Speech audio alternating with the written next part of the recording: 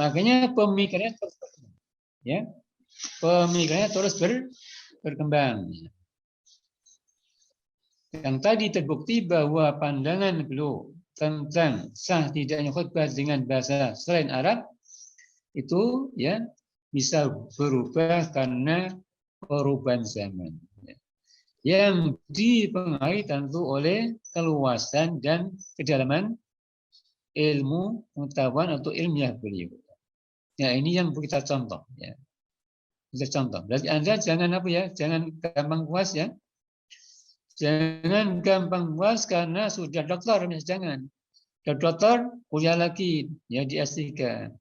Lagi S3, lagi S3. Kalau bisa 5 S3 misalnya begitu kan bagus itu kan. Ya, jadi Anda pokoknya ya umurnya penuh dengan aktivitas ilmiah. Nah itu kan. Ya, sehingga kalau mati ala hubbil ilmi. Mati karena benar-benar cinta pada ilmu. Baik, ini yang pertama ya. Yang kedua, karya beliau ya, namanya Tuntunan Perang Sabil. Tuntunan Perang Sabil. Ini mirip-mirip fatwa Hadratus Syekh ya, Hasyim Asy'ari. Yang menyatakan bahwa perang sabil jihad itu ya hukumnya fardhu ain ketika musuh telah datang. Jadi ketika ya Belanda datang kembali ya, maka Bung Tomo kan, Pak ini Bung Karno juga minta apa?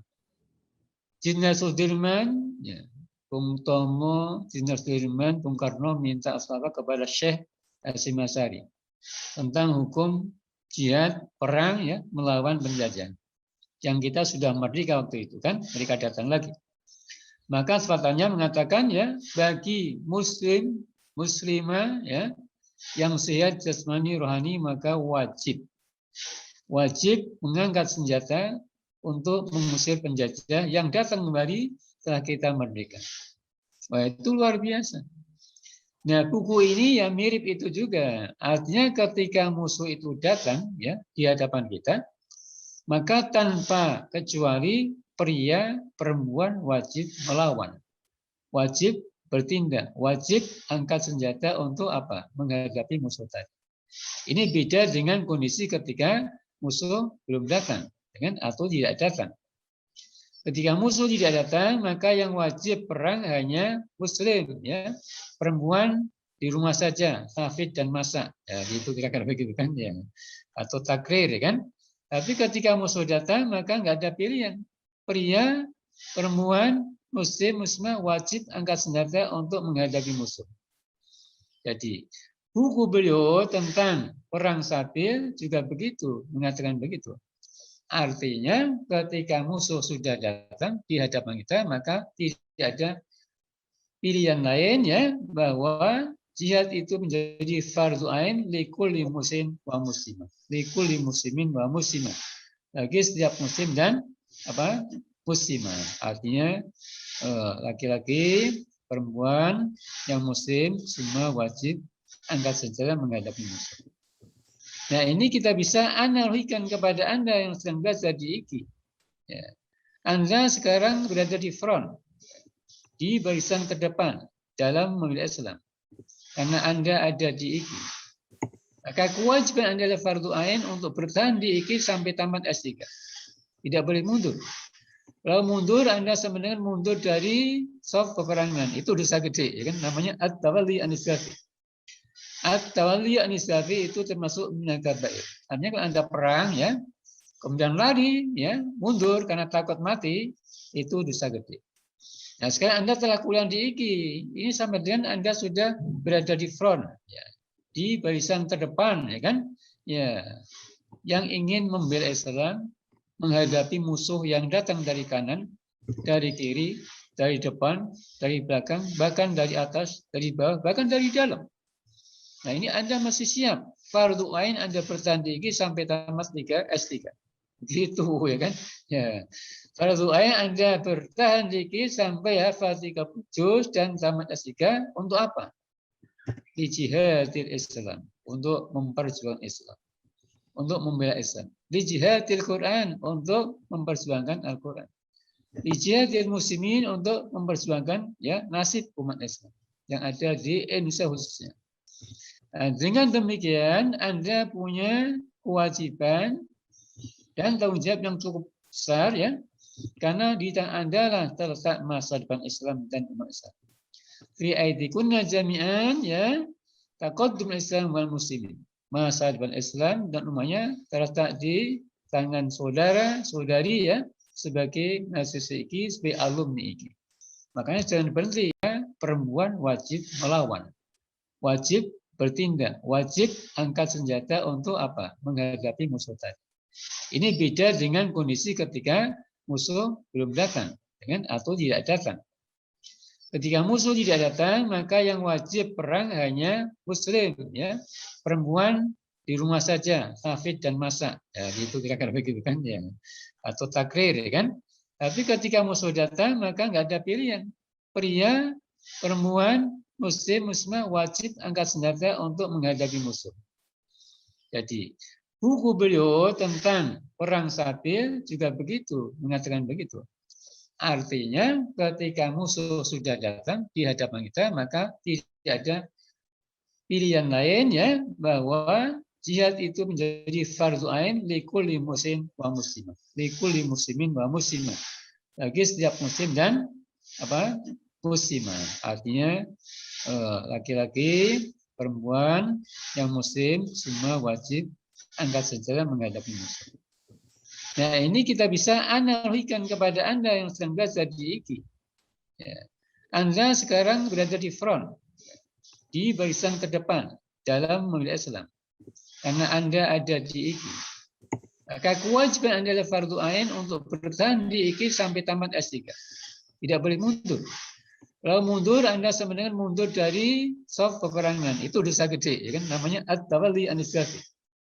At-tawalli an-nisyafi itu termasuk minal kabair. Artinya kalau Anda perang, ya, kemudian lari, ya, mundur karena takut mati, itu dosa gede. Nah, sekarang Anda telah kuliah di IKI. Ini sama dengan Anda sudah berada di front, ya, di barisan terdepan, ya kan? Ya, yang ingin membela Islam, menghadapi musuh yang datang dari kanan, dari kiri, dari depan, dari belakang, bahkan dari atas, dari bawah, bahkan dari dalam. Nah, ini Anda masih siap. Fardu ain Anda bertahan di IKI sampai tamat S3. Gitu, ya kan? Ya.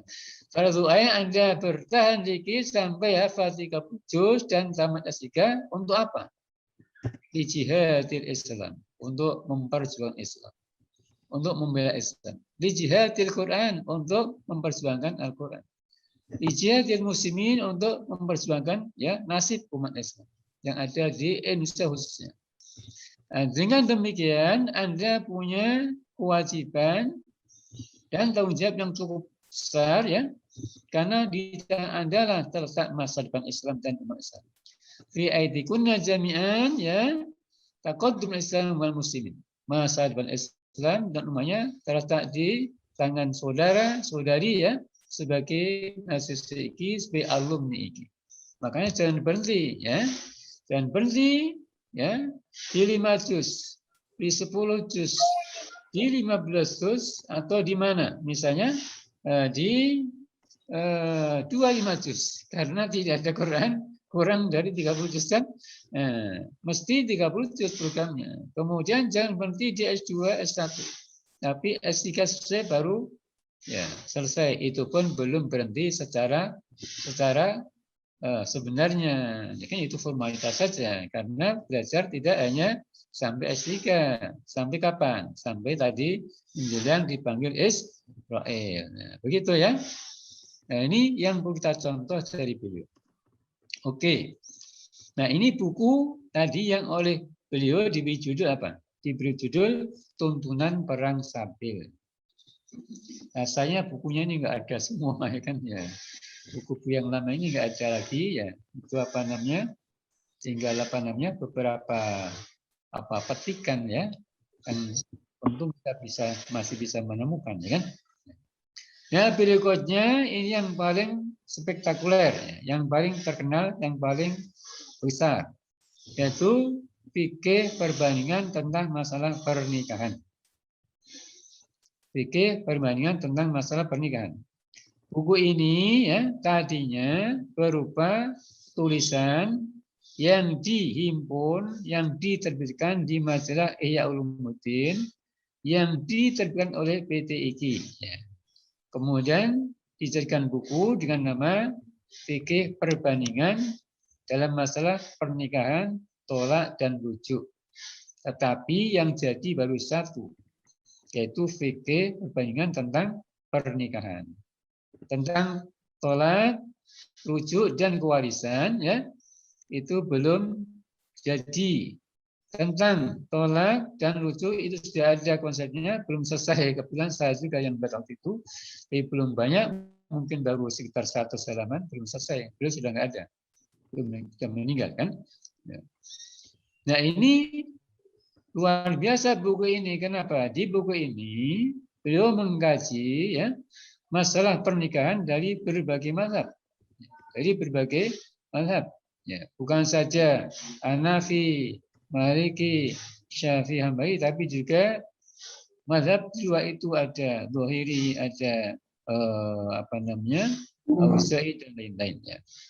Artinya kajiannya itu lintas mazhab ya, dengan cara ya menghadirkan pendapat masing-masing imam dengan dalilnya, dengan kaidahnya ya. Kemudian ada diskusi di situ ya, ada tarjih di situ ya, yang kemudian berdasarkan penelitian itu nanti diambil kesimpulan oleh beliau mana pendapat yang paling kuat. Jadi kajiannya itu ya syarat dengan kajian usul fikih. Nah ini Mas Riki perlu punya bukunya. Kalau ini ada ya, bukunya sudah dicetak ulang oleh Pustaka Firdaus, bisa dibeli kepada dengan Bu Ima ya. Anda bisa beli dengan Bu Ima Rektor atau apa namanya Warik 1 ya. Ya bisa beli ke sana. Tidak mahal, tidak sampai 100.000 murah kan. Ini perlu dikaji kenapa? Dengan baca buku itu Anda akan memiliki wawasan yang sangat luas tentang apa? Perbandingan mazhab. Tentang kenapa mereka berbeda pendapat. Ya, dan lain-lain ya kan.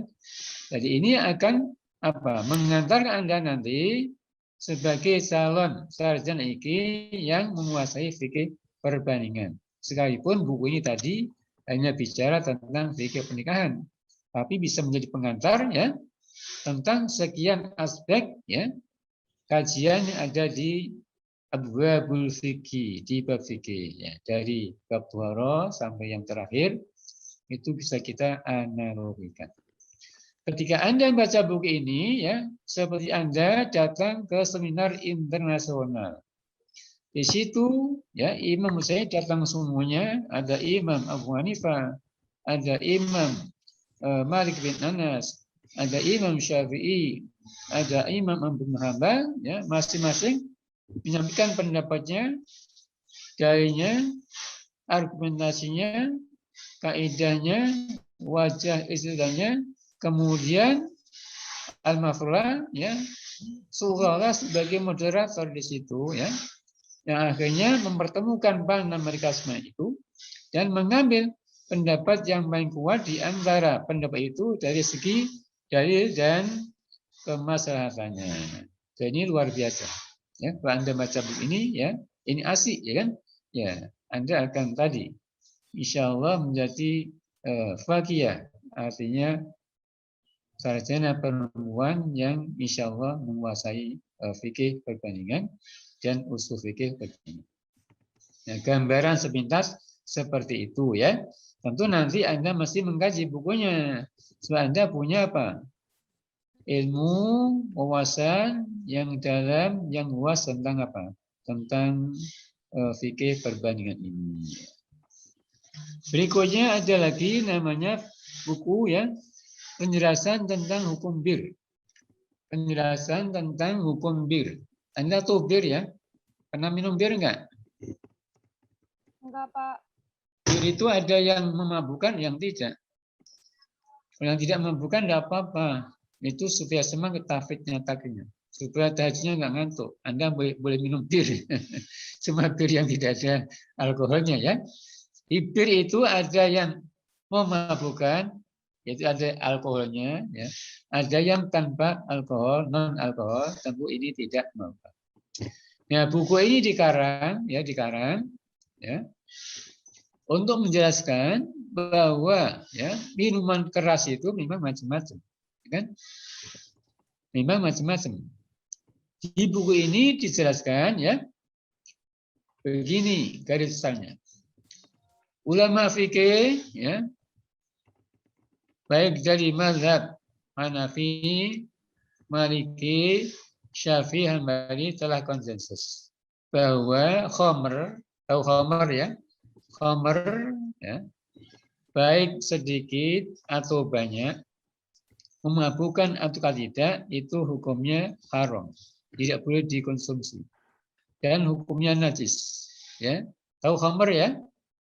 Ya, minuman keras yang di sana ada campuran alkoholnya. Bisa dibuat dari macam-macam alkohol itu, dari tape ketan, ya, tape beras, tape singkong, ya kan? Bisa dari biji-bijian dan macam-macam. Bisa dari anggur, bisa dari korma, ya kan? Ya, itu namanya khamr. Ya, khamr atau minuman keras yang terbuat dari tadi berbagai jenis, ya, bahan yang kalau diminum memabukkan, ya, karena ada alkoholnya, itu sedikit banyak memabukkan atau tidak. Kalau kita ikut jumhur, hukumnya apa? Haram, tidak boleh dikonsumsi, sekalipun tidak memabukkan, apalagi memabukkan, kan? Ya. Nah, pandangan mazhab Hanafi yang tokohnya Imam Abu Hanifah mengatakan kalau khamr itu ya sedikit dan tidak memabukkan, maka tidak haram. Yang haram itu kalau tadi banyak ya atau sedikit memabukkan. Banyak memabukkan, sedikit memabukkan, maka haram. Tapi kalau sedikit tidak memabukkan, maka hukumnya tidak haram, ya, tidak haram. Ini pandangan siapa? Mazhab Hanafi, ya kan? Nah, dari sini bisa diambil pelajaran. Apa pelajaran? Ya kan? Artinya kalau ada minuman ya keras, ya, ada alkoholnya tadi, kemudian bisa banyak, bisa sedikit, tapi memabukkan. Anda ikut jumhur kan tadi bagaimana? Haram kan? Haram dan dihukumi najis. Nah ini ya, yang penting. Haram dan dihukumi najis. Berarti kalau Anda ya misalnya kena apa jilbab, kena pakaian harus dicuci karena najis, nggak bisa dipakai untuk sholat. Nah, sementara Hanafi mengatakan kalau sedikit dan tidak memabukkan maka tidak haram dan tidak najis, ya najis. Ya. Dengan demikian Anda bisa minum bir yang di sana ada alkohol tapi sedikit. Atau tanpa alkohol lebih-lebih, ya bisa halal kan? Ya, tapi kalau banyak, bagaimana tadi? Ya sama dengan jumhur, kan? Tidak bisa dikonsumsi. Nah, sisi lain karena dikatakan tidak najis, maka alkohol itu bisa kita manfaatkan. Dan sekarang banyak dipakai kan untuk kosmetika, untuk parfum kan, untuk medis, kan? Anda mau disuntik nih kan? Divaksin kan dikasih alkohol dulu, ya kan? Kemudian setelah bisa dikasih juga kan? Nah itu dipakai di kegiatan medis ya. Kemudian untuk parfum banyak parfum yang pakai alkohol, banyak juga kosmetik yang pakai alkohol. Kalau Anda ikut fikih Syafi'i nggak bisa, Anda nggak bisa pakai parfum dan kosmetik yang ada alkoholnya kalau Anda ikut fikih Syafi'i, karena najis. Ya berarti Anda sholat dengan mukena dengan baju jilbab yang terkena najis, nggak sah sholatnya. Nah, repot nggak? Repot. Kalau Anda harus pakai itu supaya harum baunya kan? Ya, karena sekarang susah cari yang tanpa alkohol kan? Nah, Anda di sini bisa ikut pandangan Hanafi yang mengatakan bahwa alkohol itu tidak najis. Nah, dengan Anda bisa pakai parfum, bisa pakai kosmetik yang ada alkoholnya, nggak apa-apa. Nah, ini faedahnya kan? Nah, itu dikaji dalam buku beliau yang tulis ya tadi dengan judul namanya apa? Penjelasan tentang minuman bir. Penjelasan tentang bir, ya, tentang minuman bir. Karena kebanyakan ulama mengatakan bir itu haram. Ternyata tidak begitu kan? Ada bir yang tidak haram. Apa? Pertama, bir yang tidak ada alkoholnya itu pasti halal. Kan ada non alkohol kan? Itu halal. Ada yang dikit tidak memabukkan, itu juga halal. Kalau kita ikut pandangan Hanafi. Ada Greenson namanya dulu kan, sekarang mungkin masih ada nggak itu ya? Itu juga non apa? Non alkohol, artinya 0% alkoholnya. Nah, dengan demikian Anda bisa minum Greenson untuk apa? Supaya tahajudnya bisa tahan lama, nggak ngantuk. Atau bisa tafid, ya takrir lama nggak ngantuk. Misalnya begitu. Ya. Nah, inilah faedahnya kita mengkaji apa? Buku-buku yang dikarang oleh beliau. Nah, nanti akan kita bahas ketika kita membahas apa? Pemikiran beliau tentang pembaruan hukum Islam di Indonesia. Nanti akan kita singgung di sana banyak pendapat beliau yang maju ya tentang fikih muasyarah ya. Baik. Nah, berikutnya ya, buku yang dikarang oleh beliau adalah jadi poin-poin tolong dicatat nanti Anda punya pemahaman. Mahwal maisir. Apakah judi itu? Tema baru sudah kita singgung dikit ya kan? Nah, ini kita ulang dikit karena supaya apa? Nyambung lagi. Mahwal maisir. Apakah judi itu? Buku ini dikarang pada saat ya, Porkas masih marak ya kan? Timbari ada Union Harapan ya, namanya macam-macam.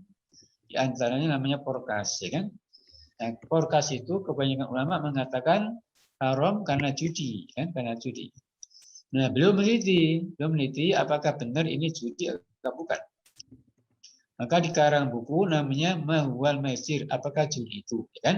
Ya, ini buku dikarang beliau ya, alhamdulillah sama mendampingi beliau kurang dari seminggu dikarang di Puncak selesai bukunya. Ya, jadi beliau berangkat dengan saya ke Puncak banyak buku ya. Kita bongkar di sana bukunya, ya, kita susun. Alhamdulillah tidak sampai seminggu buku itu jadi. Buku ini tidak begitu tebal, kurang lebih 50 halaman, tapi isinya luar biasa. Isinya banyak bicara tentang kaidah-kaidah usul fikih, ya kan? Jadi Anda juga perlu memiliki ini. Ini masih ada bukunya, nanti bisa saya pinjamin, bisa difotokopi ya. Murah itu, nggak sampai 50.000 jadi kan. Ya.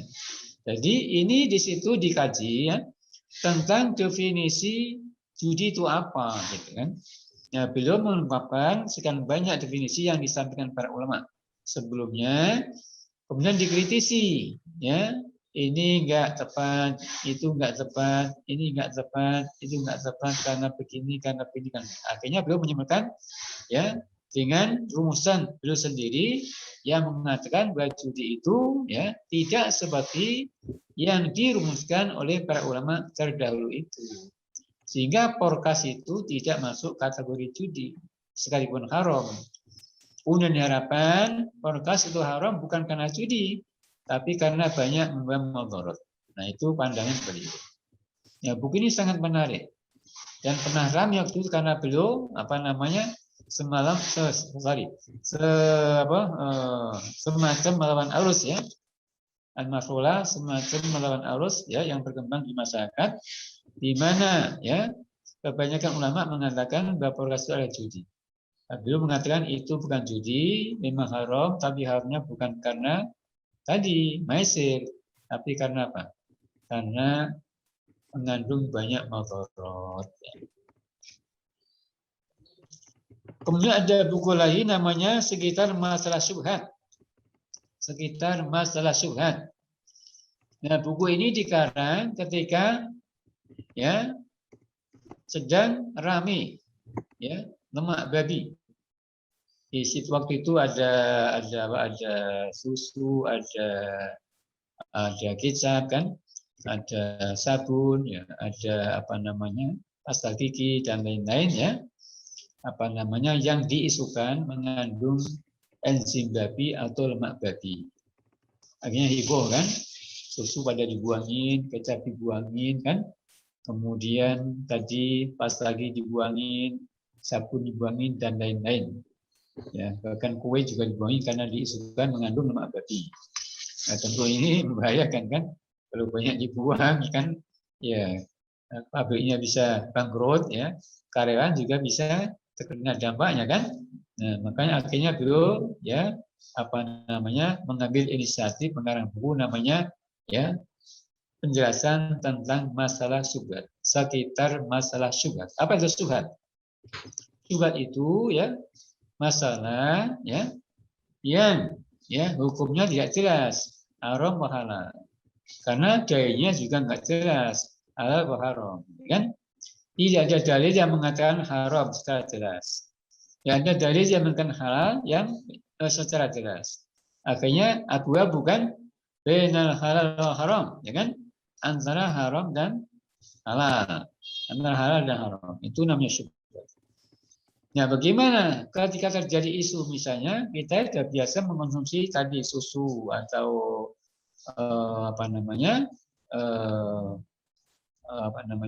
super mie kan, atau kecap, atau memanfaatkan tadi pasta gigi atau sabun yang diisukan ternyata mengandung enzim babi, lemak babi, gimana sikap kita?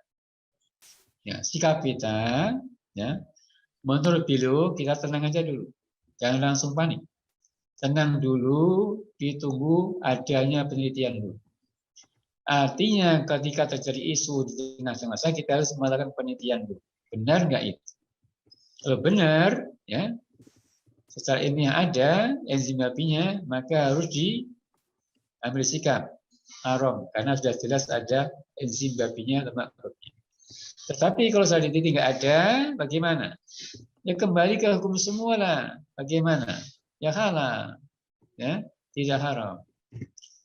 Artinya jangan ya belum Anda sudah ngambil sikap, akhirnya dibuangin semua. Sementara belum dititik dulu, wah itu merugikan kita kan? Kenapa begitu? Karena begini ya, sesuatu itu hukumnya kembali kepada hukum asal yang selama ini ya difahami, diakui oleh kebanyakan masyarakat. Misalnya contoh tadi kan, ya susu, denko, kan bisa begitu. Sementara ini sudah banyak dipakai kaum muslimin dan diyakini sebagai susu yang halal, nggak ada apa-apanya, kan?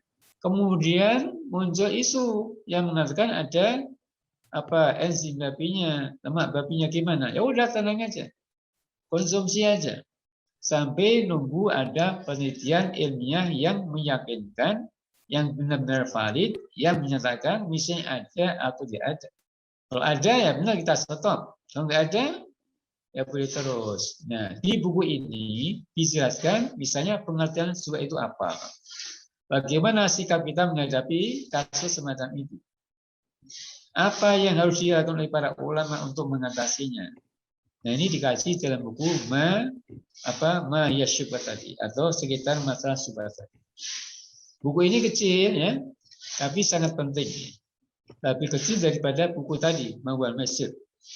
Mawal Masjid kan ada 50 halaman, kemudian kurang lebih halaman itu kertas ini ya, kertas HVS yang A4 itu ya. Tapi kalau yang sekitar mahasiswa itu separuh dari A4 ukurannya, ya. Jadi kecil, tapi isinya sangat bagus. Nah, ini perlu juga dimiliki oleh mahasiswa. Ini bukunya juga sudah tidak diterbitkan lagi, ya. Ya, saya punya, tapi saya cari-cari nggak ketemu juga, ya. Kan? Nanti coba kita hubungi Ibu Emma, mungkin dia masih nyimpan, ya. Kalau masih nyimpan, nanti bisa kita fotokopi. Baik, ya itu sekitar masa syubhat. Berikutnya buku yang ketujuh, ya, itu judulnya adalah apa? Sekitar Ahmadiyah. Apa? Sekitar Ahmadiyah. Buku ini membahas masalah Ahmadiyah, ya kan? Kan ada Ahmadiyah Qadiyah, ada Ahmadiyah Qadiyah, ada Ahmadiyah Lahore, ya. Dua-duanya itu menyatakan bahwa Muhammad bin Abdullah Rasulullah itu bukan Nabi terakhir. Tapi Nabi terakhir ada Mirza Ghulam Ahmad. Mirza Ghulam Ahmad. Nah, tentu pandang ini menyimpang. Karena bagaimana? Ya, Al-Quran sudah menyatakan bahwa Rasulullah adalah Nabi terakhir. Bagaimana ayatnya? Bagaimana ayatnya? Di Al-Quran yang ingat? Yang menyatakan bahwa beliau ada khatamin nabiyyin atau khatimin nabiyyin. Bagaimana ayatnya? Al-Hafidhu dari Iki. Kana Muhammadun Aba ahadin min rijalikum walakin Rasulullahi wa khataman nabiyyin. Ya, benar. Ya. Bagaimana? Ulangi lagi ayatnya. Bismillahirrahmanirrahim. Kana Muhammadun aba ahadin min rijalikum walakin Rasulullahi wa khataman nabiyyin. Baik, Wa ya. kana Allahu bikulli syai'in alima. Ya, baik. Maka Muhammadun aba ahadin min rijalikum walakin Rasulullah wa khataman nabiyyin. Bisa wa khatiman nabiyyin. Ya. Ayat ini menegaskan bahwa Rasulullah, yakni Muhammad bin Abdullah, ya, adalah Nabi dan Rasul penutup, Rasul terakhir. Itu akidah, ya, majulah Islam yang diakui oleh dunia Islam, ya, oleh para ulama Islam dari dunia Islam, ya, sudah konsensus karena ayatnya begitu tegas, ya kan? Tidak bisa ditafsirkan selain itu. Karena ayatnya sorihah qot'iyah, ya. Ayatnya jelas, tegas, dan tidak mengandung penafsiran yang lain. Kecuali menunjukkan bahwa Rasul adalah Nabi dan Rasul penutup atau terakhir. Nah, dengan demikian, kalau ada pandangan kontra dengan itu, yang menyatakan misalnya ada Nabi lagi, Rasul Nabi, jelas itu dolal. Atau keliru, atau salah, atau sesat, ya. Sesat. Nah, Ahmadiyah punya pandangan seperti itu. Ya. Pandangan seperti itu. Yang Qadian mengatakan tidak ada Nabi, Mirza adalah Nabi Rasul terakhir setelah Muhammad Abdullah. Kalau Ahmadiyah Lahore mengatakan itu hanya mujaddid, pembaru. Tapi sama saja. Baik yang mengatakan sebagai mujaddid pembaru, atau sebagai Rasul dan Nabi terakhir, ya, ini dianggap menyimpang oleh ulama dunia Islam. Baik dari, ya, Mesir, dari Saudi Arabia, dari Pakistan sendiri, kan, dari India, dari Syria, dari Yordan, dari Turki, Baghdad, kan, Afghanistan, ya, pokoknya dalam Rabithah al-Islam ini, ya, ini semua mengatakan bagaimana bahwa pandang itu tidak benar atau menyimpang atau salah. Dan ini, ya, ternyata dalam sejarahnya tidak terlepas dari apa? Politik Inggris, ya kan? Artinya itu, ya, orang yang bisa dibeli oleh Inggris, ya, untuk melanggengkan jajahan di India, di Pakistan. Kasih dana banyak, kan? Sampai mengorbankan apa? Mengorbankan agamanya Nabi. Jadi murtad orang itu, kan? Nah, di sini disebutkan oleh beliau bahwa Ahmadiyah itu sudah bukan Islam lagi, keluar dari Islam. Ya, Ahmadiyah yang punya pandangan semacam itu sejatinya khairul Islam, bukan Islam lagi. Karena akhirnya kontra betul dengan apa? Akidah Islamnya yang telah konsensus tadi dan ada ayatnya tegas dan benar. Juga ada hadisnya juga ada. Ya. Nah, dengan demikian maka tidak bisa dibenarkan. Yang gerakannya ini kita sayangkan. Di Indonesia sampai ini masih berkembang. Kenapa? Karena pemerintah tidak tegas. Ya. Karena tidak tegas, maka masih berkembang terus di Indonesia. Nah, ini yang kita harus hati-hati karena ini bisa banyak menyesatkan kaum muslimin, kan? Mereka berkembang karena dapat dana dari luar negeri, kan? Berikutnya adalah bunga rampai hukum Islam. Bunga rampai hukum Islam. Ini, ya, buku sesuai dengan judulnya Bunga Rampai, isinya memang katakanlah semacam gaduh-gaduh, kan? Artinya semacam ada tentang Islam, ada tentang usul fikih, ada tentang lain-lain. Tapi ya mengkaji masa-masa penting ya yang berserakan di mana-mana yang perlu kita pahami. Jadi isinya itu banyak masalah terkait dengan apa? Fikih, terkait dengan usul fikih ya. Tapi katakanlah ya semacam apa? Tadi saya katakan ya gaduh-gaduh ya kan artinya sejalan dengan judul yang bunga rampai tadi. Yang jelas yang dihimpun di situ masalah-masalah penting ya terkait dengan ya topik usul fikih dan masalah fikih yang sekarang sedang berkembang. Itu nanti jika perlu dimiliki bukunya. Bukunya masih ada tapi apa cetakan lama dan sudah tidak ada di itu bukunya dalam bentuk apa buku betul. Sudah kita fotokopi juga, ya kan? Jadi saya masih nyimpan fotokopinya dalam bentuk buku, nanti bisa dipinjam untuk tentang apa namanya Bunga Rampai. Ini buku terakhir ya, yang dikarang dulu sebelum beliau wafat. Jadi tidak lama sebelum beliau wafat ini buku ya terbit, kemudian ya, nggak lama kemudian beliau dipanggil oleh Allah Subhanahu Wa Taala. Nah, selain itu, beliau punya karya ini banyak banget, ratusan ya. Karena beliau itu suka seminar baik di dalam maupun di luar negeri. Nah, kebetulan waktu itu yang membantu bikin makalahnya memang alhamdulillah saya juga kan. Ya. Jadi saya tahu persis. Nah, ini ini makalah yang banyak belum sempat dibukukan ya, belum sempat ya kan karena Bari pernah dibentuk tim waktu beliau masih hidup ya kan, agar menerbitkan ya karya ilmiah ini ya dalam bentuk makalah sudah jadi buku, tapi tim ini karena kekurangan tenaga dan banyak masukan akhirnya belum berjalan dengan baik.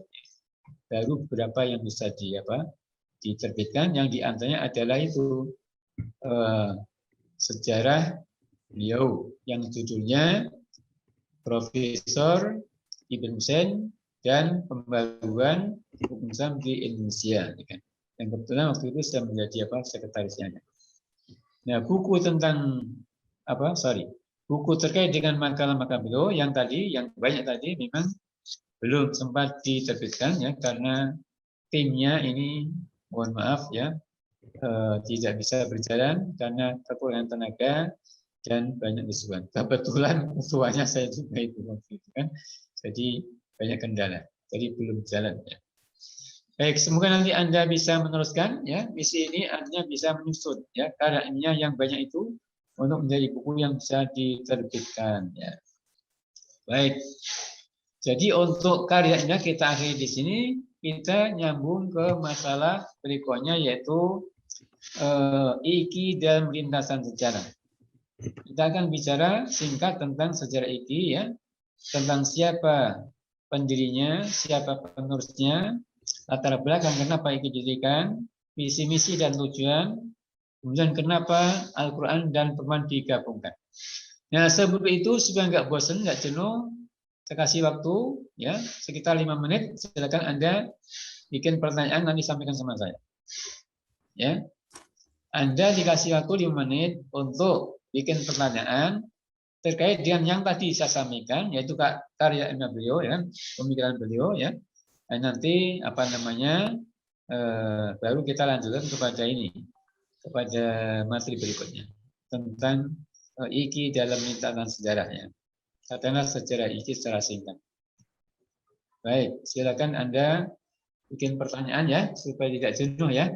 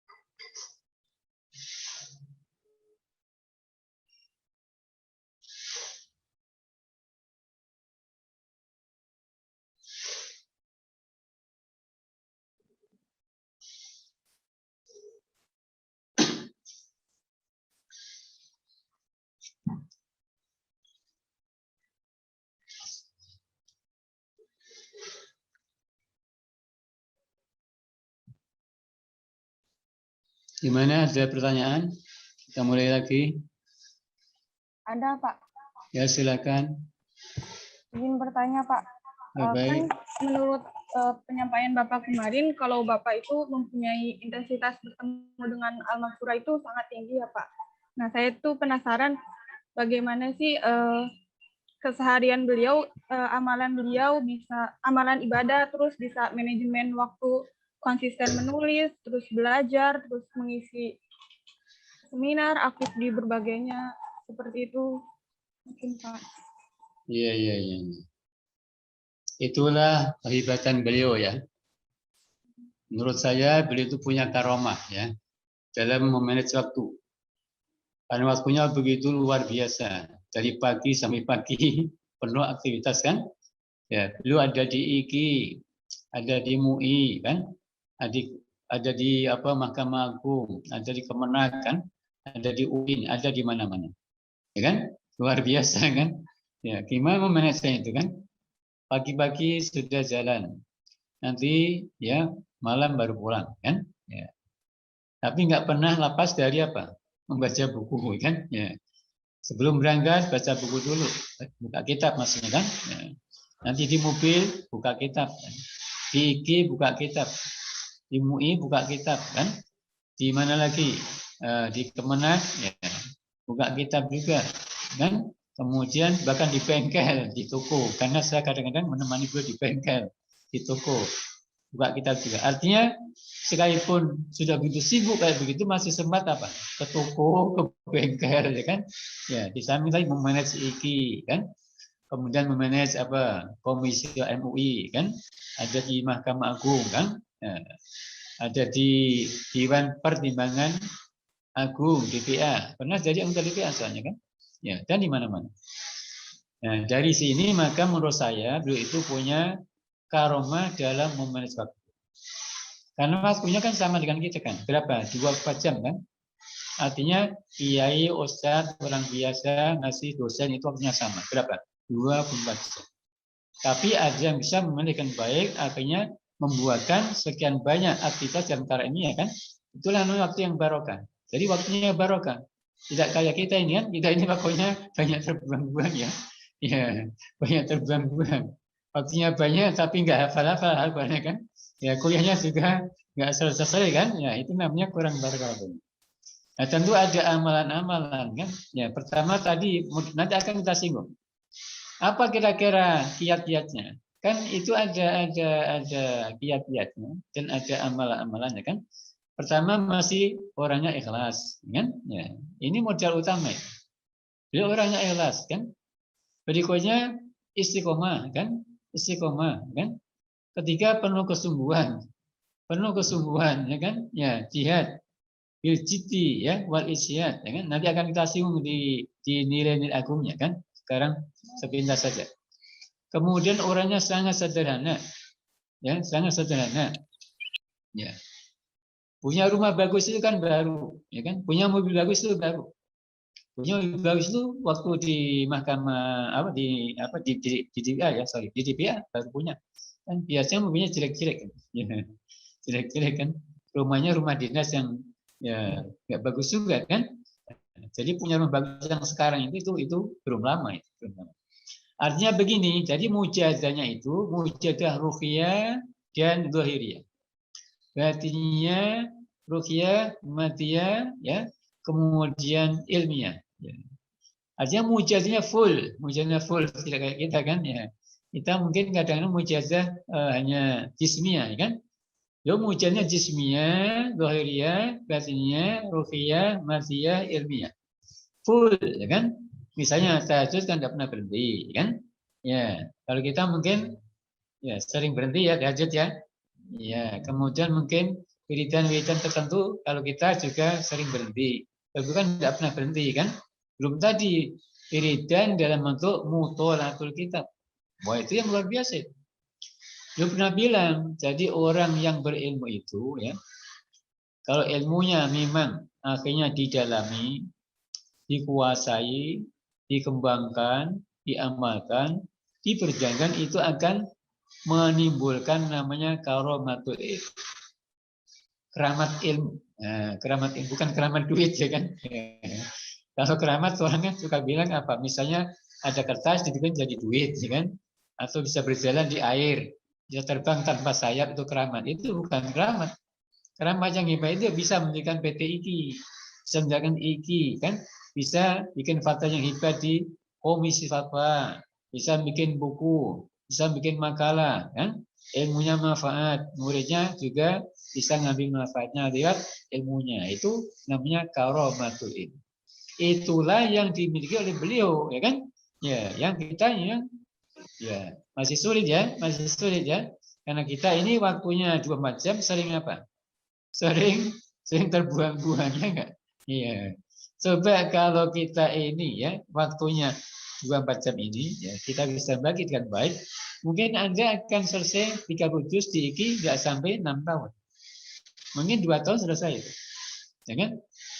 Per hari aja Anda cukup menghafal misalnya 1, 2, 3, 5 ayat. Nah, per hari 5 ayat tadi apa? Nanti Anda di 6 tahun itu akan hafal sekitar 90 juz itu. Nah, banyak kan? Banyak, ya kan? Tapi kenapa sudah 6 tahun di IKI, dan semester akhir masih belum maju-maju sampainya kan? Nah, ini harus menjadi apa? Itulah gunanya kita mempelajari beliau supaya kita bisa apa? Menimba, ya, menimba semangatnya, jihadnya, ilmunya, segala macamnya, ya, sifat-sifat baiknya untuk kita jadikan bekal, ya, sukses di IKI dan nanti sukses di tengah-tengah masyarakat. Itu gunanya. Makanya kita belajar ke IIKIan, ya. Cukup ya, mungkin pertanyaannya ya. Cukup Pak, terima kasih banyak. Ya, sama. Yang lain ada lagi pertanyaan? Yang lain? Saya Pak, Ya, siapa namanya? nama saya Fadilah Ulum dari IAT 7B, ingin bertanya Oke, baik, ya. tentang bukunya beliau yang Mahwal Maisir itu Pak. Beliau itu kan berpendapat berbeda gitu ya Pak tentang judi itu sendiri. Tentang apa? Beliau kan pendapat beliau tentang judi itu kan agak berbeda dengan ulama lain gitu kan Pak. Ya. Lalu Bukan agak beda, memang beda. Ya. Lalu pertanyaan saya, bagaimana respon masyarakat ketika itu, Pak? Atau ada? Iya, bagus. Oke. Ya. Pak. Wah, responnya luar biasa ini. Beliau dicemooh sebagai apa? Sebagai ulama judi. Iya.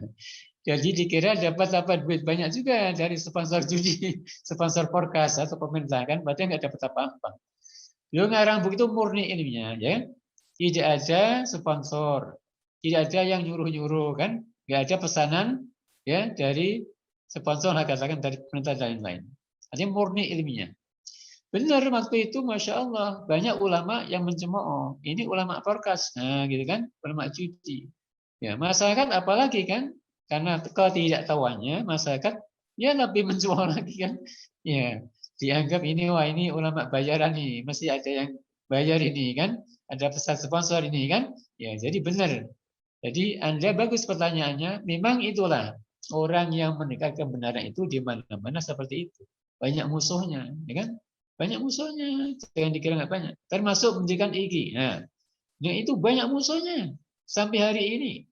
Sampai hari ini banyak musuhnya. Semoga nggak didengar oleh UIN ya. Ada UIN nih, orang UIN.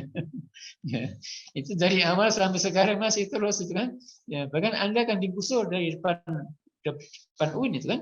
Nah, itu usaha-usaha mereka luar biasa supaya IKI tidak ada di depan mereka gitu.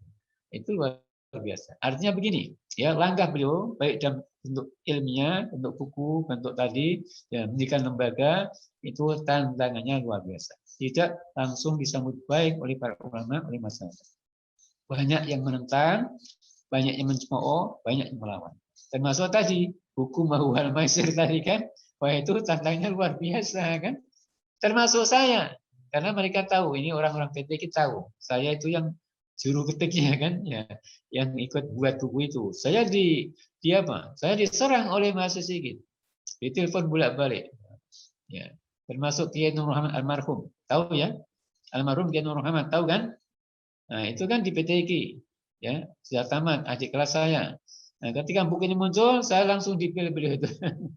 Disalah-salahkan macam-macam, pokoknya di semua lain macam-macam kan. Ya, tapi kita tantang untuk diskusi, mereka nggak mau. Artinya biasalah gitu ya, biasa kalau kita punya punya visi misi ingin memberikan kebenaran, ya itu pasti ada tantangan, pasti ada kan. Tapi kita harus istiqomah, harus konsisten, lama-lama nanti akan mengakui kebenaran kita. Sama dengan beliau ini kan, lama-lama orang mengakui kebenarannya kan, karena ini masa ilmiah yang bisa dibantah. Iki gitu juga kan, dulu disemua kan, sekarang orang mengakui kehebatannya kan. Iya. Baik. Ada lagi yang bertanya? Assalamualaikum Pak. Ya, Waalaikumsalam. Izin bertanya. Saya Wina Husnu Aulia dari IAT 7E. Tadi mengenai penjelasan dari Bapak mengenai karya ilmiah yang menjelaskan tentang bir. Tadi kan diambil contohnya itu sholat, memakai minyak wangi yang beralkohol. Kan kalau misalkan kita menganut mazhab Imam Syafi'i, itu hukumnya najis. Tapi tadi takutnya saya salah paham ya Pak. Tadi menurut Kiai Haji Ibrahim Hussein, pendapatnya itu berarti kita menganut Imam Hanafi aja, bahwa itu tidak najis asalkan tidak memabukkan. Gitu apa bukan Pak ya? Takutnya salah paham. Ya, jadi begini, kalau kita ikut jumhur ya, alkohol itu hukumnya najis, ya kan?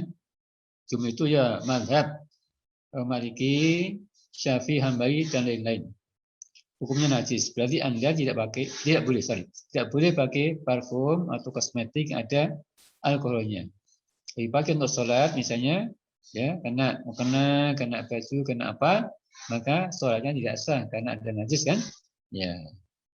Tapi kalau Anda ikut fikih Hanafi yang tokohnya Imam Abu Hanifah, ya, maka alkohol itu tidak najis. Nah, dengan demikian, Anda bisa pakai parfum, kosmetik, ya kan, dan lain-lain yang mengandung alkohol. Anda bisa sholat pakai mukena, pakai pakaian, pakai baju, ya, yang terkena yang pakai parfum yang kebetulan ada alkoholnya karena tidak najis. Soalnya dianggap sah. Begitu, ya. Terus apa lagi pertanyaan? Bolehkah begitu atau tidak? Anda kan pengikut Syafi'i ini. Sekarang boleh nggak pindah ke Hanafi dalam hal ini? Ditanyakan begitu nggak? Iya Pak. Iya. Tadi nggak ditanyakan ya? Iya. Itu kan tidak boleh ya, mencampur adukan mazhab Ya, gitu. Talfik Ya. namanya. Ya. Nah sekarang boleh nggak? Sekarang ini kita ikut pengikut Syafi'i kan? Kemudian waktu tadi pakai parfum, pakai kosmetik yang ada alkohol ikut Hanafi, boleh nggak?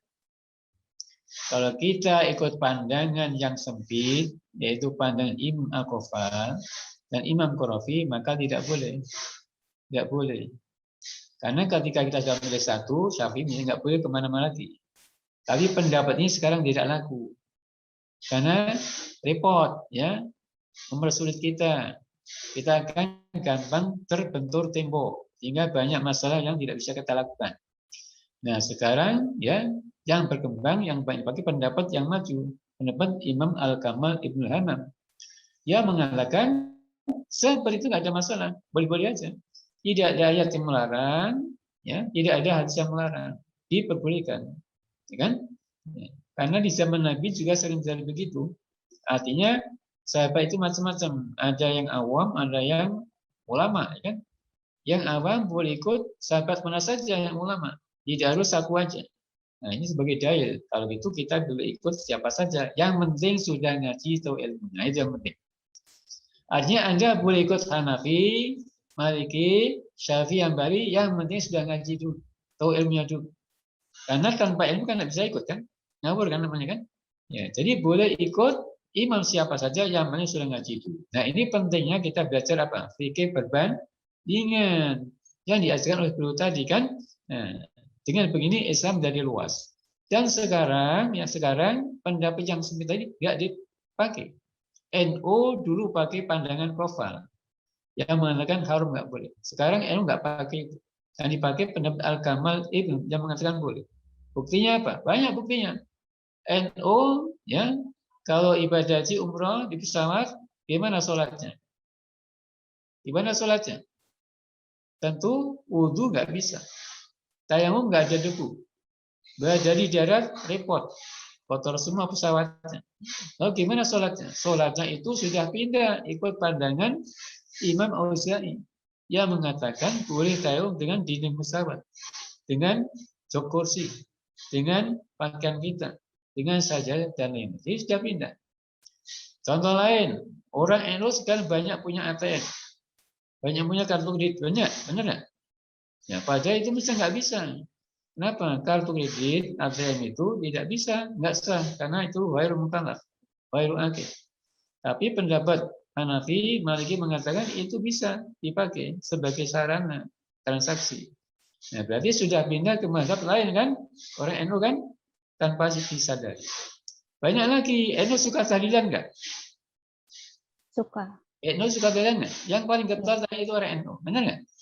Ya, tapi itu sudah pindah sejatinya. Kenapa? Imam Syafi'i mengatakan bahwa bacaan Al-Quran, tahlilan, amal soleh itu nggak sampai kepada orang mati. Wa alaisa bil insani illa masa. Itu ayatnya kan? Ya. Sementara kita tahlilan rajin, hataman rajin, ya nggak? Itu pakai pendapat siapa? Sudah pakai pendapatnya mazhab Hanafi, Maliki. Nah, sudah pindah, tapi kita belum sadar kalau pindah, ya kan? Ya, artinya sudah banyak orang yang sekarang pindah, loncat pagar, ya kan? Ada yang disadari, ada yang tidak disadari. Kenapa? Kondisinya mengendali itu. Mau nggak mesti pindah, nggak mungkin nggak pindah, kan? Karena kondisi sudah sangat maju sekarang, kan? Ya, contoh lain, ini contoh lain. Kalau Anda senggolan dengan pria lain, batal nggak wudunya? Batal. Anda punya wudu, Batal. sentuhan dengan pria Batal. lain. Misalnya dari asrama IT, dia punya wudu, naik angkot. Di angkot nasinya baik, kesenggol tukang sayur dari Parung. Batal nggak? Batal, Pak. Batal. Kesenggol tangannya, Anda kan lagi duduk asik nih, tangannya kan mungkin terbuka dikit. Akhirnya geser-geser tempat duduknya kesenggol sama tukang sayur dari Parung. Ya, karena bajunya terbuka, lengannya terbuka. Batal nggak wudunya? Batal. Batal, Pak. Batal. Nah, Batal. berarti harus wudu lagi, ya kan? Bagaimana kalau Anda sekarang sedang tawaf? Tawaf itu orangnya banyak apa dikit? Banyak. Banyak. Berdesek-desekan nggak? Iya, berdasarkan. Ya, sekarang kalau Anda ikut Syafi'i, kesenggol batal, gimana kira-kira? Nggak jadi tawaf, ya kan? Lipat. Batal kan keluar dulu jauh. Di luar sana kan tempat jauh kan, di luar masjid kan. Balik lagi, mulai lagi. Kena lagi batal. Wudu lagi, jauh keluar masjid dulu. Balik lagi, batal lagi. Akhirnya sampai capek nggak jadi tawaf. Kenapa? Kesenggol terus orang lain, ya nggak? Akhirnya Anda pulang nggak sah hajinya, ya kan? Karena belum tawaf, ya kan? Benar nggak? Berarti pulang nggak bisa dipanggil Bu Haja karena hajinya belum selesai, ya kan? Ya gara-gara konsisten ikut fikih Syafi'i. Nah, berarti kita mau nggak mau masih ikut fikih Hanafi yang mengatakan sentuhan kulit tidak membatalkan wudu, itu, ya kan? Nah, ini faedahnya kita belajar apa fikih berbandingan. Jelas? Iya, Pak. Makasih banyak, Pak. Iya. Ada lagi? Kalau nggak ada kita terusin dikit lagi ya. Cukup pertanyaannya? Cukup, Bapak. Cukup, Pak. Baik. Kita lanjutkan ke masalah ya sejarah iki singkat. Jadi begini, sejarah iki itu sudah ada bukunya banyak. Karena setiap ada wisuda, ada natalis, biasanya ada buku yang diterbitkan. Dan di sana selalu disinggung sejarah iki. Ada buku namanya Hanya Hidup dan Berjuang Bersama Al-Quran. Di situ lengkap sejarah iki. Anda bisa baca. Ada buku namanya Di Bawah Panji-Panji Al-Quran. Ya, itu bisa dibaca di situ juga. Kebetulan dua buku ini ya dibentuk tim, penyusun tim dan ketuanya saya sendiri kan. Ya. Itu bisa diperbanyak nanti, bisa saya kasih bukunya diperbanyak. Artinya begini maksud saya, kalau Anda ingin tahu detail tentang sejarah ini, bacalah buku itu. Karena yang akan selengkap tidak semuanya, yang penting saja, ya kan? Kenapa? Nggak mungkin di samping semua nanti waktunya terbatas kan? Ya, nanti materi lain nggak kebagian kan? Nah, jadi yang kita singgung ada yang inti yang pokok-pokok saja. Kemarin kita sudah bicara tentang Shahihul Fiqh, benar nggak? Apa itu? 2 minggu yang lalu kita sudah bicara tentang Shahihul Fiqh. Apa maksudnya? Penggagas pendirinya IKI. Siapa itu? Siapa itu? Prof. Ibrahim. Al-Mafrulah, Bapak Profesor Yaji Ibrahim Husain ML. Itu Shahihul Fiqh, penggagas pendirinya IKI. Nah sekarang siapa ya lembaga atau yayasan yang mendirikan? Tentu bukan perorangan kan? Ini lembaga pendidikan, pendirinya harus yayasan. Jadi secara resmi, secara kelembagaan, pendirinya adalah Yayasan Afan, ya kan? Yayasan Afan. Yang waktu itu diketuai oleh Bapak Haji Suhil Afan, ya, termasuk juga beliau. Kalau nggak salah ya ketua umum itu beliau, kemudian wakilnya banyak. Ya. Di antaranya Bapak Haji Suhil Afan atau warga dari Afan, lah. Pokoknya para sesepuh dari keluarga Afan. Jadi IKI didirikan oleh keluarga Afan dengan yayasan Afan, ya. Kemudian diteruskan oleh Yayasan IKI, ya kan, yang diketuai oleh siapa? Ibu Harwini Yusuf. Ibu Hajah Harwini Yusuf. Ya. Kapan berdirinya? Berdirinya itu pas hari Jumat, tanggal 1 April 1977. 6 tahun setelah PT IKI didirikan. Jadi 6 tahun setelah PT IKI didirikan. PT itu ya penggagasnya beliau, yang mendirikan juga beliau, ya kan? Kemudian mendirikan IKI, ya. Setelah mendirikan IKI, ya akhirnya beliau full di IKI, ya kan? Mendirikan PT IKI. Tapi sebelum sudah ada PT IKI dulu kan, yang ternyata pendirinya, penggagasnya sama, beliau juga. Nah, kenapa IKI didirikan? Nah, ini yang penting. Latar belakang kenapa IKI didirikan. Nah, sebelum itu berarti tadi kita katakan ada dua yayasan, ya. Pertama yayasan sebagai pendiri, yayasan yang melanjutkan. Kenapa dilanjutkan oleh Yayasan IKI? Karena kondisi Yayasan Afan sudah mulai melemah, ya. Ya, tadinya kan berjaya kan, banyak fulusnya, banyak duitnya kan, sehingga pakai beasiswa mereka didanai kan. Nah, kemudian setelah menurun, akhirnya tidak sanggup lagi, maka diteruskan oleh Ibu Harwini Yusuf dengan suaminya Ibu Bapak Haji Yusuf, ya, dengan Yayasan Institut Afan tadi kan, ya. Nah, kemudian pertanyaan sekarang, ya, sekarang kenapa IKI didirikan? Tidak cukup PT IKI saja. Ini banyak yang melatar belakanginya. Pertama, ya, karena waktu itu banyak permintaan dari masyarakat, dari ulama, di tokoh Islam agar PT IKI bisa menerima mahasiswa perempuan. Ya kan? Akhirnya terjadi rapat berkali-kali di kalangan pimpinan. Kesimpulannya menyatakan, ya, PT IKI harus istiqomah, konsisten, tidak boleh membuka untuk perempuan. Kenapa? Berbahaya. Berbahaya nggak kira-kira? Berbahaya, nggak jadi hafid nanti. Ya, jadi pacaran nanti na'udzubillah, kan? Ya. Jadi akhirnya kesepakatannya seperti itu. Nah, karena tidak membuka, ya, untuk perempuan, maka harus mendirikan, ya, perguruan tinggi yang kayak PTQ yang khusus perempuan. Maka berdirilah Institut Ilmu Al-Quran Jakarta ini. Dan tadi, ya, penggagasnya, pendirinya juga beliau juga, rektornya juga beliau. Sama, jadi merangkap waktu itu kan, rektor di PTQ juga rektor di IKI, kan? Ini alasan pertama, ya. Nah, sekarang kenapa tidak diterima di PTQ? Ya itu tadi alasannya. Kan menghafal harus fokus, kuliah harus fokus, ya enggak? Ya. Jadi dengan demikian jangan dicampur aduk, ya kan? Jangan disatukan antara yang berbeda, ya, jenis ini kan, ini berbahaya.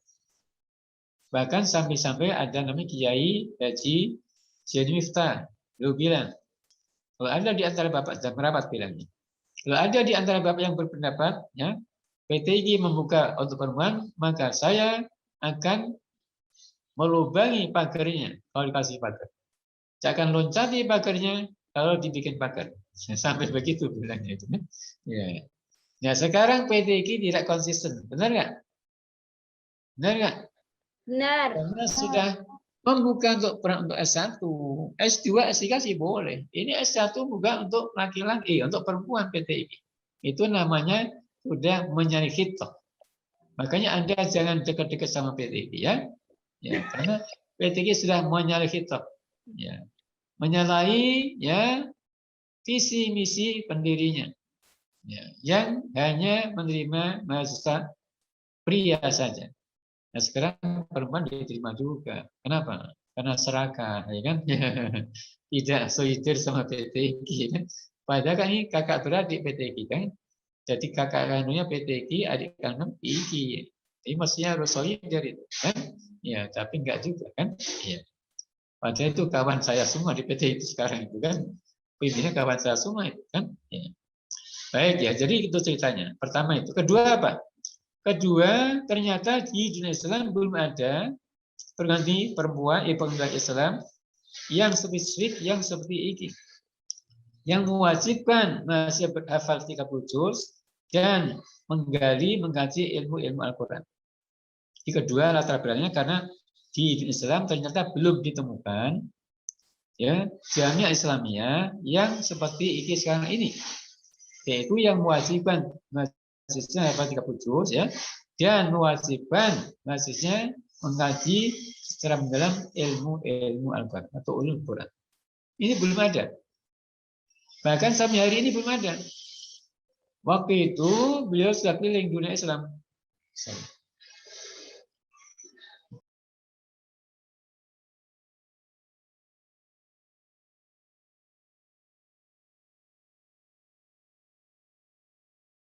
Jadi waktu itu beliau sudah keliling dunia Islam ya, mencari apakah di Timur Tengah sudah ada kayak ini. Ternyata belum ada.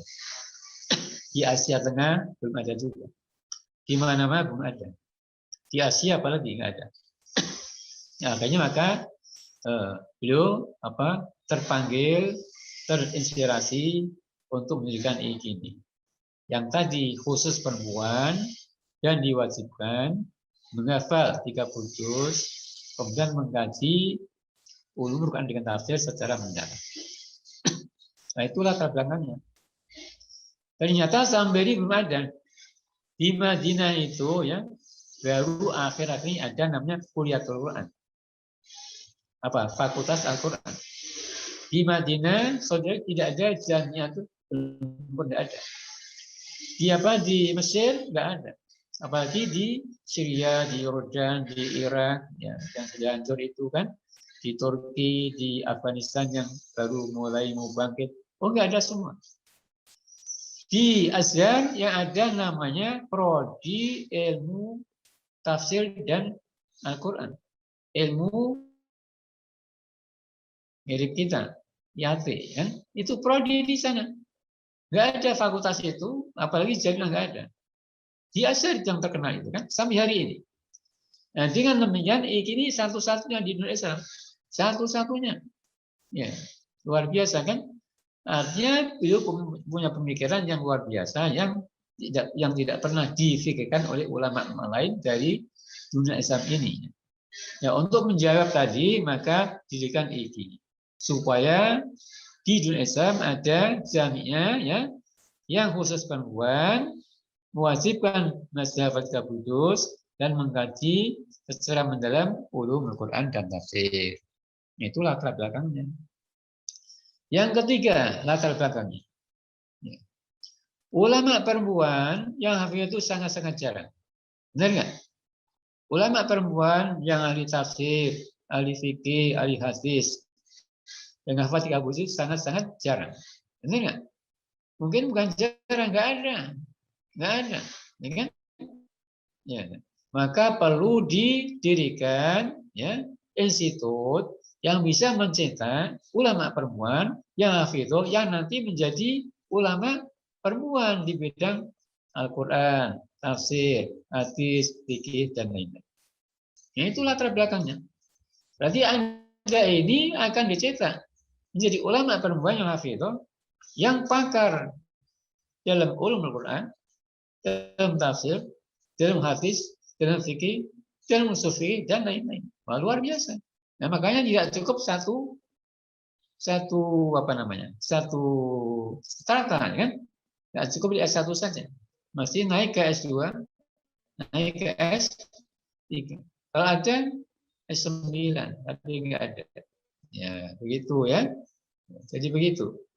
Belakangnya, kenapa didirikan IKI? Ya, kenapa didirikan IKI Jakarta? Apa lagi latar belakangnya? latar belakangnya di Indonesia ini kan mayoritas Muslim, ya kan? Tapi kan ajaran Quran belum membumi, ya kan? Masih banyak yang nggak bisa ngaji, masih banyak yang Islamnya KTP, masih banyak Islam yang tidak memahami agamanya, kan? Masih banyak muslimah yang nggak fasih bacaan Al-Qur'annya. Masih banyak muslimah yang tidak hafal Al-Qur'an, ya kan? Ya, masih banyak. Nah, ini harus dijawab. Gimana jawabnya? Harus didirikan lembaga pendidikan tinggi yang spesifik yang bisa menjawab itu. Dengan diharapkan nanti tamatan ini bisa tersebar ke seluruh Indonesia, mendirikan Baitul Quran, Baitul Tahfidz, pesantren Al-Quran, bahkan iki di daerah masing-masing supaya Al-Quran dan ajaran bisa dibumikan di negeri Indonesia. Itulah belakang. Itulah belakang. Nah, dengan demikian Anda masuk itu luar biasa, sangat tepat, ya. Tidak salah kamar, tapi sudah tepat kamarnya, kan? Jangan mundur lagi, ya. Jangan mundur lagi. Sudah berapa itu? Sudah 4. 4. Ya. Iya. Kelima. Di Indonesia diperlukan Sri Kandi Islam yang terus berjuang untuk menegakkan Islam di negeri ini, memajukan umatnya dengan ilmunya, dengan pemikirannya. Ini perlu dicetak lewat perguruan tinggi spesifik seperti IKI ini. Karena nggak mungkin dicetak oleh UIN, nggak mungkin dicetak oleh PT IKI. PT IKI mungkin nggak mencetak Anda. Nggak bisa, karena nggak menerima perempuan. Seperti sekarang, sama Gaudiado, kan? PT IKI nggak mungkin mencetak ulama perempuan yang hebat. Yang hafidhah, ahli Al-Quran, ahli tafsir, ahli fikih, ahli hadis, ahli usul. Nggak mungkin. Kenapa? Sudah gaduh-gaduh. Ya kan? Benar nggak? Nah, ini PT IKI. IKI insya Allah yang diharapkan bisa mencetak itu. Makanya perlu didirikan IKI. Supaya banyak Sri Kandi Islam yang nanti membela Islam, memperjuangkan Islam. Ya kan? Itu. Sudah berapa?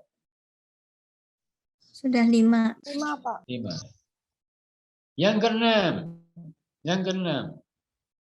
Di Indonesia yang mayoritas ini jumlah umatnya banyak rumah tangga muslim yang broken home. Banyak rumah tangga Islam yang broken home yang tidak sanggup mencetak generasi soleh-solihah yang Qurani. Tidak sanggup. Kalau broken home ya nggak sanggup.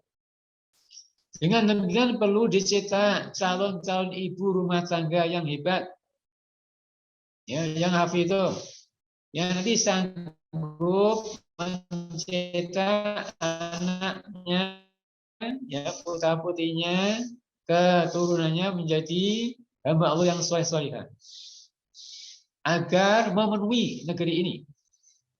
Karena negeri ini sudah banyak penjahatnya, banyak banyak tolehnya, banyak orang-orang jahatnya, banyak koruptornya, banyak pencolengnya, banyak pengkhianatnya. Ini harus diimbangi. Caranya harus diproduk orang-orang soleh, solihah. Lewat siapa?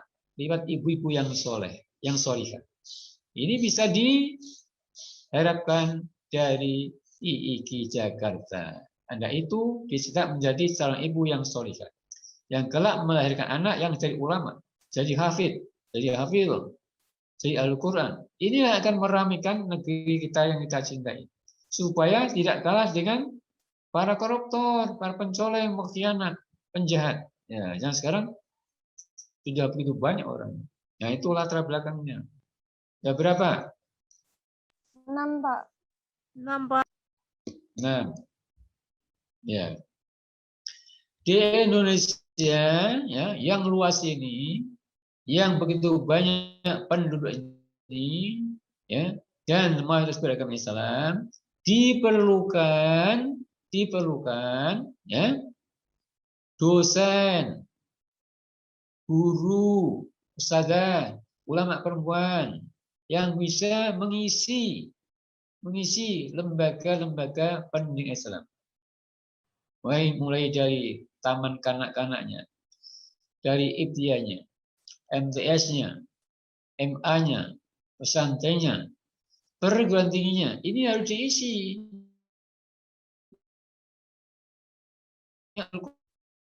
Yang hafidh, yang tadi ilmu yang mumpuni di bidang itu, ya ini ya diharapkan bisa dicetak oleh IIKI Jakarta, ya, yang nggak mungkin dicetak oleh UIN, oleh PT IKI, oleh UI, oleh IPB dan lain-lain.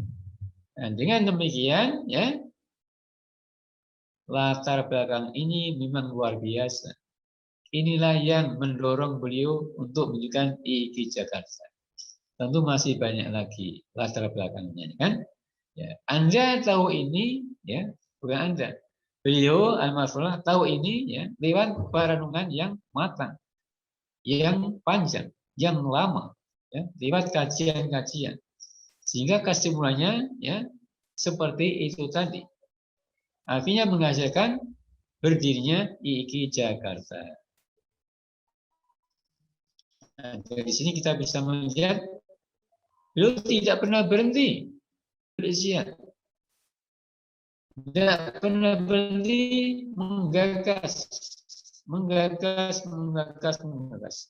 meneliti, sehingga menghasilkan IIKI Jakarta yang luar biasa. Ini jangan dikira kecil, gedungnya kecil, lebih hebat mana? UIN, ya. Tapi itu gedungnya, isinya lebih hebat juga UIN, ya kan? Di UIN ada hafalan 30 juz nggak? Nggak ada. Di UIN ada takrir tahfidz nggak? Nggak ada. Di UIN ada yang rajin tajwid nggak? Mungkin jarang. Di UIN bacaan Qur'annya bagus, fasih nggak? Banyak nggak fasih? Ada Koreanya? Nggak ada. Semua hanya ada di IIKI. Makanya Anda sudah tepat masuk di kamar IIKI. Tidak salah kamar. Jangan keluar dari kamar IIKI. Pindah ke UIN. Pindah ke PT IIKI. S2 jangan ke PT IIKI. Kecil PT IIKI.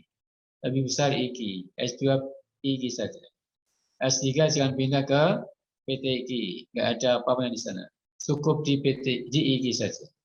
S2 IIKI, S3 IIKI, pulang menjadikan IIKI. Nah, begitu.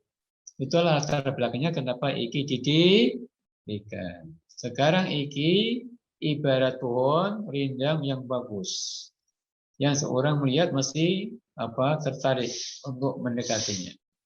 Pohon itu indah, daunnya bagus, banyak, lebat, rantingnya adanya banyak, lengkap, bunganya bagus, ya, baunya semerbak, buahnya sangat enak, ya. Baunya juga harum, ya, mengundang siapa saja yang mendekati pohon ini. Itulah pohon IIKI Jakarta. Anda berada di situ sekarang. Nanti Anda keluar dari situ tapi mendirikan pohon yang kayak begitu juga. Insya Allah. Ya, sanggup? Ya, Anda nanti keluar dari IIKI mendirikan IIKI sendiri. Rektornya Anda sendiri. Ya. Rektornya misalnya Siti Nasriyah. Rektornya misalnya Rizja. Nurul apa itu namanya? Rektornya misalnya Jaziratul Maulia. Misalnya begitu. Rektornya siapa? Rizkia, Okta, Tiara. Misalnya. Rektornya siapa? Putu, Nur, Fajriah. Itu rektornya nanti. Anda pulang mendirikan IIKI. Ya. Begitu. Supaya bisa IIKI kawin sama alumni Azhar yang doktor, yang kaya raya. Itu, ya kan? Jangan kawin sama orang nggak punya, nanti bikin susah kamu. Ya, ya, milih mertua yang kaya raya, ya kan? Milih mertua yang kaya raya, yang anaknya ganteng tapi hafid dan doktor, nah, gitu ya. Itu nanti Anda bisa memberikan IIKI di daerah masing-masing. Ya. Oke. Ya. Itulah latar belakangnya ya. Ya mungkin cukup dulu kali ya. Iya, Bapak. Ya, kita nanti masih bicara tentang visi misi tujuan dan kenapa ya. Kenapa iki menggabungkan antara Al-Quran dan pertemuan? Kenapa iki menggabungkan antara Al-Quran dan pertemuan? Ya. Kenapa? Nah, itu ada penyebabnya. Ya. Ada latar belakangnya, ada tujuan, ada alasan. Insya Allah nanti minggu depan kita sampai. Jadi begini ya, kita ini kuliah tiap hari Kamis jam 9.20, bukan jam 9 ya. Tadi salah ketik dari Pak Fadil, ya. Yang buat Zoom-nya Pak Fadil ya. Jadi jamnya jam berapa? Jam 9.20 sampai jam 11 mestinya ya. Jam 11. Ya, Pak. Diikuti oleh semua prodi yang ada di IKI. Ya, prodi yang ada di IAT ikut, yang di Usudin ikut, yang di Syari ikut. Semua sekaligus supaya efisien kan. Jika Anda bisa mengatur waktunya untuk yang lainnya. Karena kalau banyak waktu kan nanti kursinya juga termakan waktunya. Anda juga begitu kan, tidak efisien. Maka kita gabung. Nah, kemudian saya minta tolong kos masing-masing, tolong dibantu absennya ya. Karena banyak prodi, ya tolong dibantu absennya masing-masing kosmanya ya. Dikasih tanda hadir, ya. Ada kan belangkonya kan? Namanya ada kan? Di masing-masing kosma punya daftar hadir untuk kelompoknya dan dibantu absennya. Nanti diperlukan ketika kita akan UAS ya. Disampaikan kepada saya, kepada timnya. Yang ngajar bukan saya saja. Yang ngajar saya, kemudian Dr. Tuti, kemudian Dr. Anda Nur Iza, kemudian Dr. Anda Utari, ya. Dr. Anda siapa? Ifati Emma. Semua sudah S2. Hanya satu doktor ya. Dr. Haja Sri Tuti Kamwati Emma. Dr. Anda Haja Nur Iza Emma. Dr. Anda Haja Utari MA, kemudian Dr. Anda Ifati MA. Itu timnya ya, timnya. Nanti tentu ya akan diatur supaya mereka juga langsung ngajar ya seperti saya ini. Sekarang mereka baru bergabung ya, baru ikut bersama saya. Nanti ya mereka akan ngajar langsung kepada Anda. Akan dibagi tugas. Nah, ini saya masih saya ya. Mungkin September ini saya masih saya semua, dan nanti mungkin Oktober dan berikutnya akan kita atur ya masing-masing akan menyampaikan nanti kepada Anda. Supaya Anda punya punya dorongan juga bahwa alumni harus menjadi dosen, kan gitu kan? Anda semoga minimal jadi dosen di IKI nanti, kan? Atau dosen di IKI yang akan Anda dirikan ya, bagus juga itu kan? Iya. Dan secara khusus semoga Anda nanti punya ilmu untuk mengajar ke IIKIan. Nah, itu yang penting. Karena tidak semua dosen bisa. Jadi untuk IIKIan itu ada timnya. Kebetulan saya koordinatornya, ya kan? Ada anggotanya. Ya, ini ada SK-nya khusus dari rektor. Nah, kita harapkan nanti ke depan Anda bisa menjadi dosen ke IIKIan. Karena kalau kuliah mata kuliah lain sudah banyak kan? Untuk IIKIan ini belum banyak dosennya. Ini penting karena merupakan ilmu spesifik ya yang perlu didalami oleh mahasiswa untuk untuk bekal ya membawa kesuksesan di IKI dan nanti di tengah-tengah masyarakat. Baik ya. Cukup kita akhiri ya. Udah jam 11 ya. Iya, Bapak. Ya, Pak. Baik, terima kasih banyak. Terima kasih banyak atas perhatiannya. Kurang lebihnya saya maaf. Kita tutuplah. Subhanakallahumma wa bihamdika asyhadu an la ilaha illa anta. Sekian, terima kasih. Maaf. Wassalamualaikum warahmatullahi wabarakatuh. Waalaikumsalam.